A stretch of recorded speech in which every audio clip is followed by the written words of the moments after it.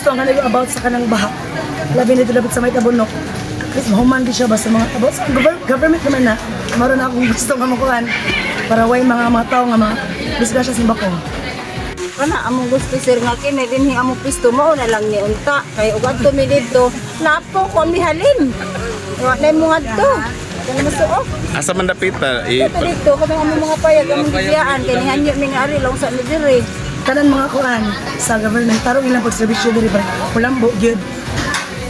Ang among gusto nga kanang open ng plano sa ato ang gobyerno no nga magtukod sila diri og kanang metro sa ano kay magkatabang man na siya sa ato ang income puhon sa Isabel kunya manindot sa dang atong lungsod pero ang amo lang tanghanyo nga kung naana dinhi puhon ang building temporary raman mi nga ni adinhi pag-abot sa building at balik naman po mi sa among pisto diin nabutang ang amo lang tanghanyo sa gobyerno nga nagalang po doon kami pabor ba mga vendors nga di po mingat ko sa kalapukan or sa layo moro din na mo hanyo nya about sa mayo unta o ka ng malimpyo na dito or kung ano or ayukon yan usahay yun na kuan maguna diha mabarado moro to tingko din na nato pa Sa market, labi na kita sa gyud kay duha ra man gud dapat ilap ba jung kuna. Maran sa mabrag sa tulo or kuan kay labi na kay CR gyud. Importante na nato. Ako tumong tuyo nga taga-amig naman pisto nga klaro ba. Hindi namin mabalin-balhin. Moro na akong ka ano istorya.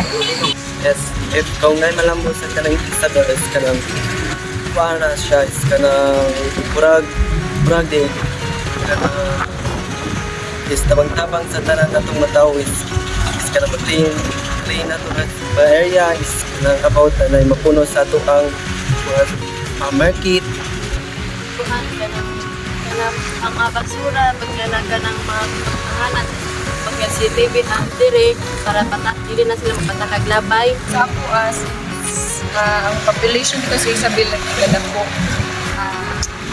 Gusto lang natin ang facility sa ato ang hospital. Kanya malugangan pag more nurse. And then equipment sa hospital like siguro sa ano mga Ibar ko pa tayo sa Gino, travel pa ta ato sa layo. X-ray. Oo, so siguro kung kuan like di na kinahanglan mo refer dito sa kuan ba sa layo lugar para mismo kanang kung sa may dapat matambalan diha dayo tambalan dayo siya kay pag may kagang may aksidente dapat na kinahanglan mo na nga matambalan so masay pa siguro ayos lives. Okay, Mga Isabelano. Kadaghan man to. Yes!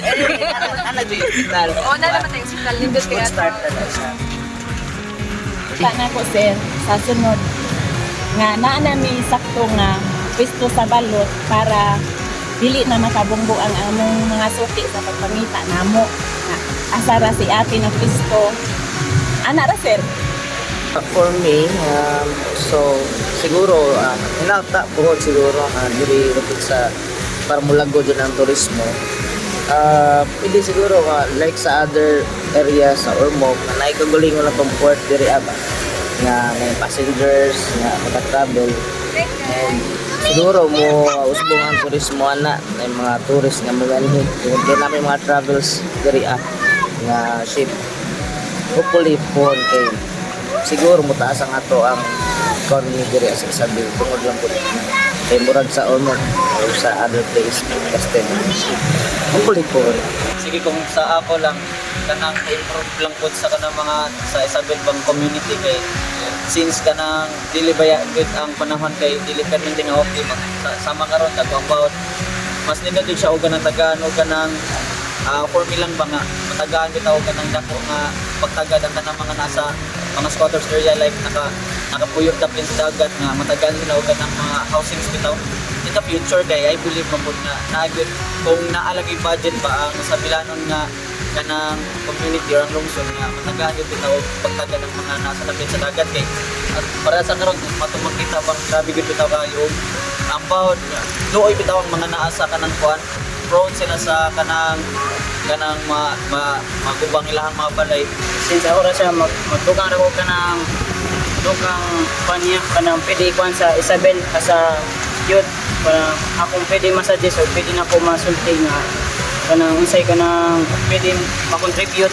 So ang ako lang kay karon for example is katong 1-1 gani is basta heavy rain it can cause floods man gyud or baha. So ang kasagaran bayagin sa pagkuha na is kanang mga barado nga kanal which is kanang it can cause nga grabe gyud ang pagbaha na dugay gyud mo ubas. So ang akong makuan lang masuggest is kanang proper clean up drive gyud or kanang more improvements pa sa mga kuan kanang magdugang og kanang pagbutag kanal aron kuan na tong problema ana regarding anang issue nga terminal ng floods kay dagan man gud nay pwede mo ma-cause gud like sa kanang traffic kanang dengue if ang tubig is wag gyud kaubsanan. So ang pwede makuha na is kanang mga baho pod na pwede malanghap sa tao. So may affect sa ilang mga health. Ang ako day masuggest sa Bilanon na ang kanal sa mga kilid sa daan sa kalsada dapat malimpyuhan niya, di na po mo awas, di na po mo baha dahil maglisod ang mga rakal na mga motor o biyahe. Tama, inaot na masulbat na sila. Ako po masuggest sa maraming aron kaning manuwan kanang dapat ako ng bagyo karon nga maabot. Ako rang masuggest may tama. Dili sa Maylawis kat tukuran og kuan kaning evacuation center. Mayroon sa mudakuan dagat kuan sila maka-evacuate dayon baday. Maka-evacuate dayon dito sa Himo ay Mono kuan evacuation center.